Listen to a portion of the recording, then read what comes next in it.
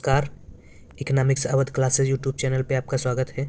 Daily MCQ class के अंतर्गत आज की क्लास में हम लोग अर्थशास्त्र से संबंधित लगभग 25 बहुविकल्पी प्रश्नों को सॉल्व करेंगे।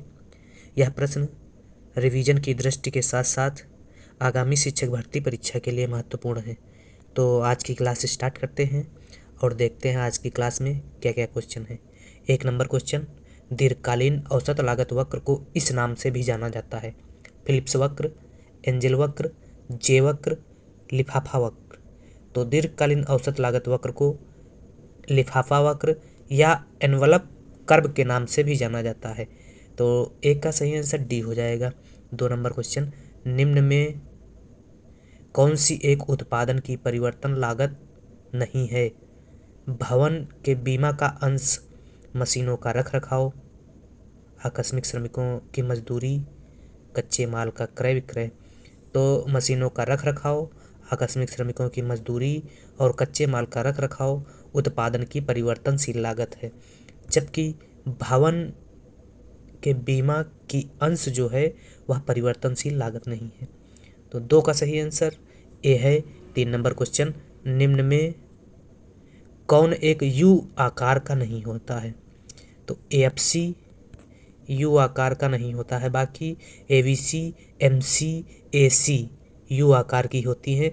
एएफसी सी ऑप्शन में है, तो 3 का सही आंसर हो जाएगा सी। एएफसी वक्र का आरेख आयताकार अतिपरवलय होता है, जिसकी मांग की लोच इकाई के बराबर होती है। ऐसे वक्र को एएफसी कहा जाता है। एएफसी उत्पादन बढ़ने के साथ घटती जाती है, अर्थात जैसे जैसे उत्पादन बढ़ता है वैसे वैसे क्या होता है, एएफसी घटती जाती है। ये उत्पादन बढ़ रहा है, एएफसी एक कास्ट है, वो तो वैसे वैसे एएफसी घटता जा रहा है। उत्पादन बढ़ने के साथ साथ एएफसी क्या हो रहा है, उत्पादन 1 2 3 4 तक पहुंचा, तो एएफसी 10 8 6 4 तक पहुंच गई। तो एएफसी बढ़ने से एएफसी उत्पादन बढ़ने के साथ घटती जाती है, अर्थात जैसे जैसे उत्पादन बढ़ता है एएफसी घटती चली जाती है। एएफसी कभी शून्य नहीं हो सकती है और ना ही अक्षों को छू सकती है। एएफसी आयताकार अतिपरवलय होती है। अगला क्वेश्चन, कुल उत्पादन अधिकतम होता है तो सीमांत उत्पादन हो जाता है धनात्मक, शून्य, ऋणात्मक, कोई नहीं। तो कुल उत्पादन जब अधिकतम होता है, मान लेते हैं ये टोटल प्रोडक्शन है और ये मार्जिनल प्रोडक्शन है, सीमांत उत्पादन या कुल उत्पादन। तो जब कुल उत्पादन अधिकतम होता है, यह अधिकतम है टी बिंदु पर, तो उस समय मार्जिनल उत्पादन क्या है, मार्जिनल प्रोडक्शन 0 है। जब कुल उत्पादन बढ़ रहा है तो मार्जिनल प्रोडक्शन भी बढ़ रहा है, और जब कुल उत्पादन घट रहा है तो मार्जिनल प्रोडक्शन ऋणात्मक है। तो जब कुल उत्पादन शीर्ष पर है या अधिकतम है तो सीमांत उत्पादन क्या होगा, 0 होगा। 4 का सही आंसर बी। अगला 5 नंबर, समोत्पाद वक्र का ढाल मापता है पैमाने के प्रतिफल को, प्रतिस्थापन की सीमांत दर को, सीमांत उत्पादन के अनुपात को, घटते सीमांत प्रतिफल को। तो समोत्पाद वक्र का ढाल प्रतिस्थापन की सीमांत दर को मापता है। 5 का सही आंसर बी है। समोत्पाद वक्र दो उत्पादित साधनों के समान उत्पादन करने वाले अनेक बिंदुओं का बिंदुपथ होता है, जो विभिन्न समोत्पाद रेखाएं उत्पादन के विभिन्न स्तर को बताती हैं। अगर समोत्पाद वक्र की विशेषताओं की बात की जाए तो समोत्पाद वक्र बाएं से दाएं नीचे गिरता हुआ होता है। समोत्पाद वक्र मूल बिंदु की ओर उन्नतोदर होता है। उन्नतोदर का मतलब हुआ अनधिमान वक्र की तरह होता है, तटस्थता वक्र की तरह भी समोत्पाद वक्र होता है। ऊंचा समोत्पाद वक्र ऊंचे उत्पादन स्तर को बताता है तथा नीचा समोत्पाद वक्र नीचे उत्पादन स्तर को बताता है। समोत्पाद वक्र एक दूसरे को नहीं काटते हैं और समोत्पाद वक्र अक्षों को नहीं छूते हैं। यह समोत्पाद वक्र की कुछ विशेषताएं थी। अगला उत्पादन का अभिप्राय है, सेवाओं का उत्पादन, वस्तुओं का उत्पादन, उपयोगिता का सृजन, कोई नहीं। तो उत्पादन का अभिप्राय या तात्पर्य है उपयोगिता का सृजन करना। 6 सी सही है। 7 नंबर क्वेश्चन, योग प्रमेय सिद्धांत किसने विकसित किया? बाम्बावर्ग, FN वीजर ने, कार्ल मेंजर ने, P.H. विक्सटीड ने, तो योग प्रमेय सिद्धांत का विकास P.H. विक्सटीड द्वारा किया गया। तो 7 का सही आंसर डी है। 8 नंबर क्वेश्चन, लाभ के नवप्रवर्तन सिद्धांत के जनक कौन हैं? शुम्पीटर, नाइट, हाले, क्लार्क। तो लाभ के नवप्रवर्तन सिद्धांत के जनक शुम्पीटर को माना जाता है। लाभ के कुछ सिद्धांतों को और जान लेते हैं। लाभ का नवप्रवर्तन सिद्धांत शुम्पीटर ने दिया, बता ही दिए हैं आपको हम। लाभ का प्रायोगिक सिद्धांत जे.बी. क्लार्क द्वारा दिया गया। लाभ का प्रायोगिक सिद्धांत जे.बी. क्लार्क ने दिया। लाभ का अनिश्चिततावाहन सिद्धांत नाइट द्वारा दिया गया। लाभ का मांग एवं पूर्ति का सिद्धांत जे.के. मेहता द्वारा दिया गया। लाभ का लगान सिद्धांत वाकर द्वारा दिया गया। लाभ का जोखिम वहन सिद्धांत हाले ने दिया। तो यह लाभ के संबंध में कुछ प्रमुख सिद्धांत थे और शुम्पीटर के सिद्धांत को पूछा गया है। शुम्पीटर के सिद्धांत को नवप्रवर्तन सिद्धांत कहा जाता है। अगला क्वेश्चन है, लाभ अर्थव्यवस्था में प्रायोगिक परिवर्तनों के कारण उत्पन्न होता है। इस विचार के प्रतिपादक हैं JB. Clark, F.H. Night, J.A. Schumpeter, कोई नहीं। तो लाभ अर्थव्यवस्था में प्रायोगिक परिवर्तनों के कारण उत्पन्न होता है। इस विचार के प्रतिपादक जो है जे.बी. क्लार्क जी हैं। ये सही है 9 का। 10 नंबर क्वेश्चन, ब्याज के प्राकृतिक दर के प्रतिपादक हैं मार्शल, केन्स, बिक्सेल, हैरड। तो ब्याज के प्राकृतिक दर के प्रतिपादक जो हैं वह बिक्सेल हैं। ब्याज के कुछ सिद्धांत उनको भी जान लेते हैं। बचत की मांग एवं बचत की पूर्ति का सिद्धांत मार्शल ने दिया। पीगू, कैसल, वालरा, टॉजिंग ने इनका समर्थन किया। ब्याज का ऋण योग्य सिद्धांत विक्सल द्वारा प्रतिपादित किया गया। स्वीडन के अर्थशास्त्री थे विक्सल। ब्याज का तरलता अधिमान सिद्धांत प्रोफेसर कीन्स ने दिया। ब्याज का त्याग या प्रतीक्षा सिद्धांत प्रोफेसर सीनियर द्वारा दिया गया। एनजीओ ऑस्ट्रियन ब्याज का सिद्धांत बाम-बावर्क द्वारा दिया गया। एनजीओ ऑस्ट्रियन सिद्धांत को ब्याज का मनोवैज्ञानिक सिद्धांत भी कहा जाता है। ब्याज का सीमांत उत्पादकता सिद्धांत माल्थस द्वारा दिया गया। ब्याज का समय अधिमान सिद्धांत फिशर द्वारा दिया गया। ब्याज का आधुनिक सिद्धांत हिक्स हैंसन ने दिया। अगला क्वेश्चन जो है वह है, तो ब्याज के प्राकृतिक दर के प्रतिपादक बिक्सल हैं। अगला क्वेश्चन है 11 नंबर, सट्टा उद्देश्य हेतु मुद्रा की मांग निर्भर करती है रहन सहन के स्तर पर, आय के स्तर पर, मुद्रा की उपलब्धता पर, ब्याज की दर पर। तो सट्टा उद्देश्य हेतु मुद्रा की मांग ब्याज की दर पर निर्भर करती है। 11 डी सही है। 12 नंबर क्वेश्चन, ब्याज का समय अधिमान सिद्धांत सूची फर्स्ट को सूची सेकंड से मिलाना है। एक तरफ ब्याज सूची फर्स्ट में ब्याज के सिद्धांत का नाम दिया गया है और सूची सेकंड में प्रतिपादक के नाम दिए गए हैं। तो ब्याज का तरलता अधिमान सिद्धांत यह सबको पता होगा, प्रोफेसर कीन्स ने दिया। तो प्रोफेसर कीन्स जो है ए का मिलान होगा सेकंड से, ए सेकंड से मिलेगा। ए सेकंड से सिर्फ डी ऑप्शन में ही है, तो डी ही सही हो जाएगा। 12 का सही आंसर डी। अगला सिद्धांत जो देख लेते हैं, ब्याज का त्याग सिद्धांत। तो ब्याज का त्याग सिद्धांत वह प्रोफेसर सीनियर द्वारा दिया गया। बी एक सही है से मिलेगा। ब्याज का समय अधिमान सिद्धांत, तो ब्याज का समय अधिमान सिद्धांत वह फिशर द्वारा दिया गया। सी मिल जाएगा 4 से। अगला डी, ब्याज का ऑस्ट्रियन सिद्धांत। तो ब्याज का ऑस्ट्रियन सिद्धांत बाम-बावर्क द्वारा दिया गया, तो डी का मिलान हो जाएगा 3rd से।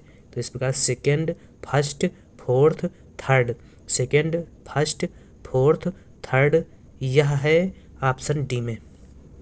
ब्याज निर्धारण के आधुनिक सिद्धांत की व्याख्या की जाती है IS वक्र द्वारा, LM वक्र द्वारा, ए था बी दोनों द्वारा, ना तो ए ना बी।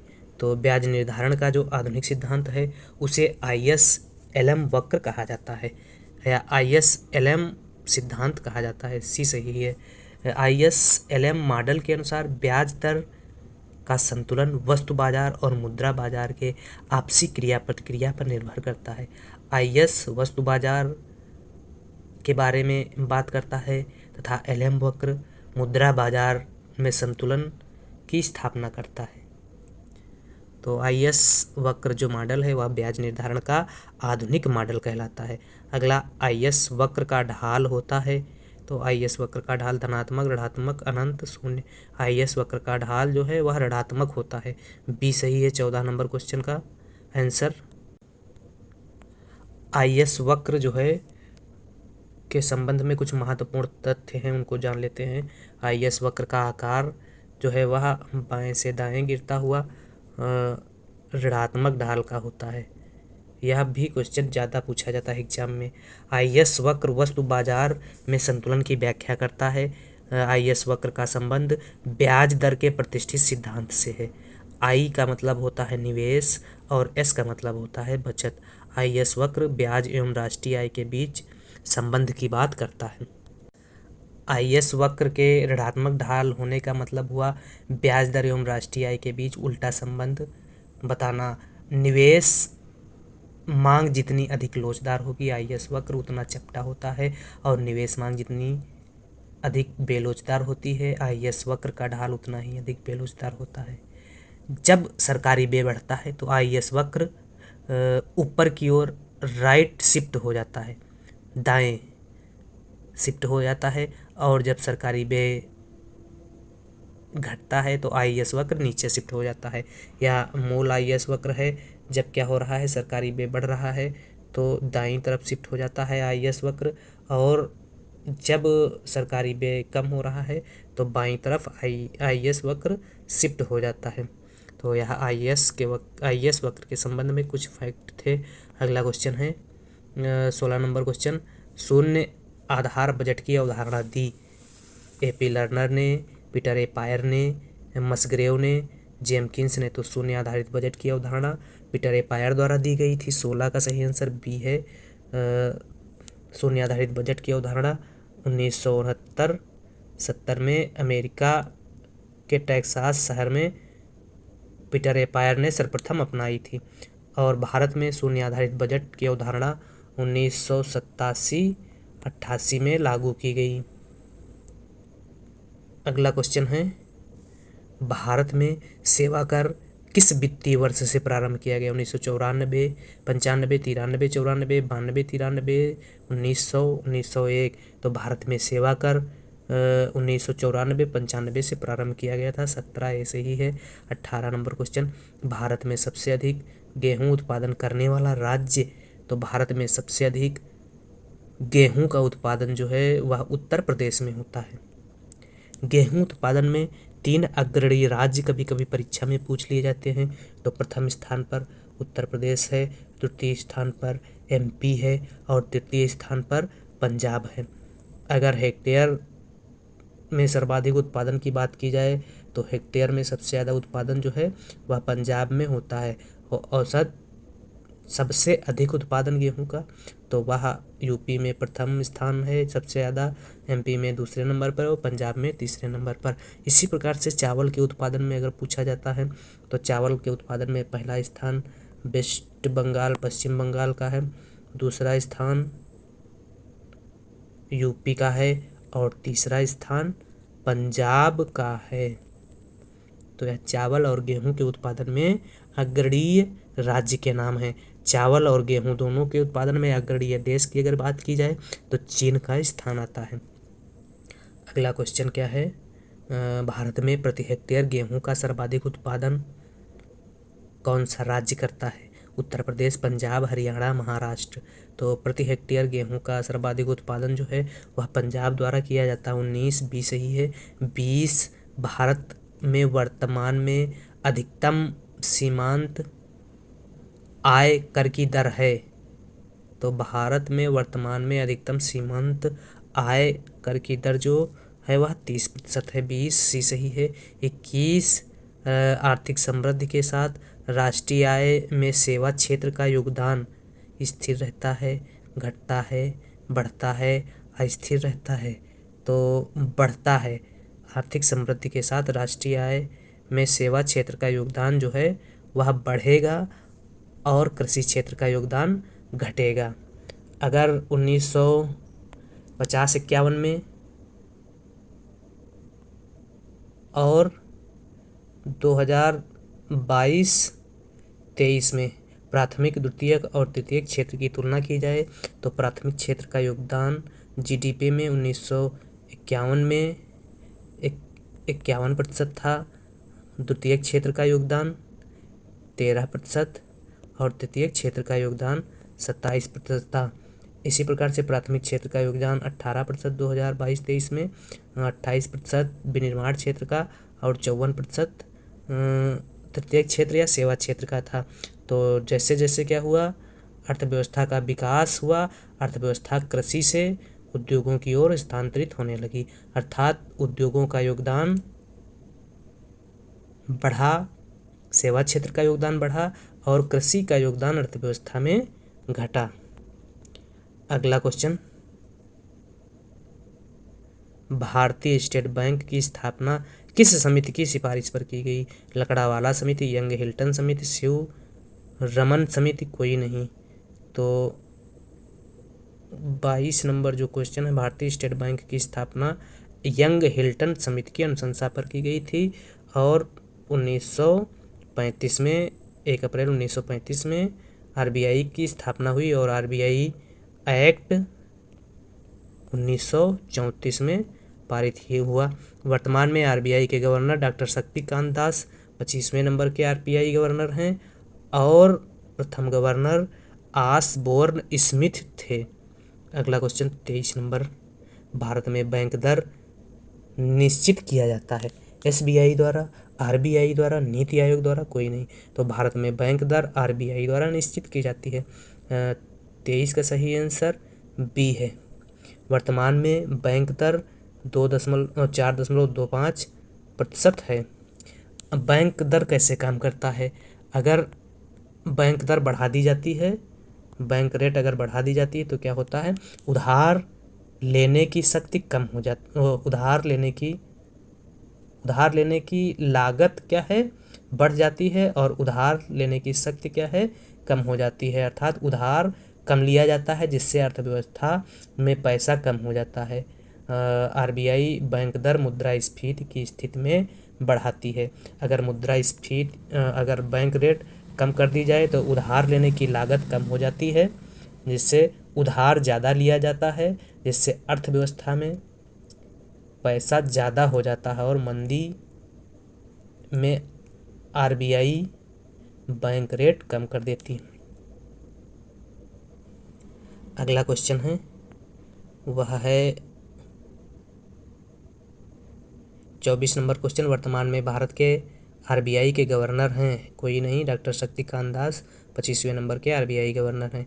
अगला 25 नंबर क्वेश्चन, निम्न चित्र में किस प्रकार के कर को चित्रित किया गया है? तो इसमें आनुपातिक कर की बात की गई है। 25 का सही आंसर डी हो जाएगा। कर की दर स्थिर है और कर क्या हो रहा है, बढ़ घट रहा है।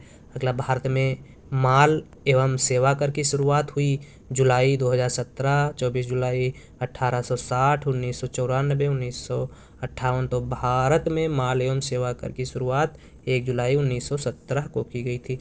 भारत में व्यक्तिगत आयकर है जब व्यक्तिगत आयकर एक है आनुपातिक कर, प्रतिगामी कर, अधोगामी कर, प्रगतिशील कर। तो व्यक्तिगत आयकर जो है वह अधोगामी कर है। कौन सा कर केवल भारत सरकार द्वारा लगाया जाता है? चुंगी कर, सीमा शुल्क, बिक्री कर, उत्पाद कर। तो चुंगी, सीमा, बिक्री, उत्पाद कर यह सभी अप्रत्यक्ष कर के उदाहरण हैं। सीमा कर जो है वह भारत सरकार द्वारा लगाया जाता है। 28 बी सही है। 29 15वें वित्त आयोग के अध्यक्ष खुसरो रंगराजन, मनमोहन सिंह, कोई नहीं। तो 15वें वित्त आयोग के अध्यक्ष NK सिंह हैं और 15वें वित्त आयोग का समय 2021 से 2025-26 तक है। वित्त आयोग का गठन संविधान के अनुच्छेद 280 के तहत भारत के राष्ट्रपति द्वारा किया जाता है और प्रत्येक 5 वर्ष के अंतराल पर वित्त आयोग का गठन किया जाता है। 15वें वित्त आयोग के अध्यक्ष NK सिंह हैं। मनी, इंटरेस्ट एंड प्राइस के लेखक कौन हैं?